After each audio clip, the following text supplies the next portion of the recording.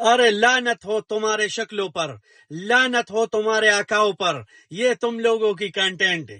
ایک طرف بارڈر پہ جنگ ہو رہا ہے اور تم بول رہے ہو اچھا جی تندور وغیرہ وغیرہ.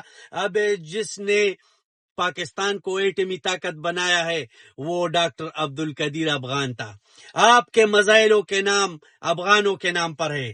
آپ لوگ اللہ کی قسم آپ لوگ افغانیوں کے ساتھ آمنے سامنے نہیں لڑ سکتے ہو. آپ لوگوں کی یہی اوقات ہے کہ اچھا جی یہ شہباز شریف کی خاص لوگ ہیں، وزیر مشیر وزیر اطلاعات ہے. ان لوگوں نے ایک کنٹینٹ بنایا ہے کہ ہم نے کچھ کام کیا ہے. آپ لوگ کیا کر سکتے ہو؟ معیشت کا تو آپ نے بیڑا غرق کر دیا، پاکستانی عوام کو آپ نے دنیا بھر میں رسوا کر دیا، پاکستان کو قرضوں تلے دبوچ کے رکھ دیا آپ لوگوں نے.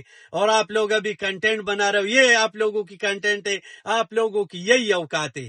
آپ لوگ کچھ کر ہی نہیں سکتے ہو.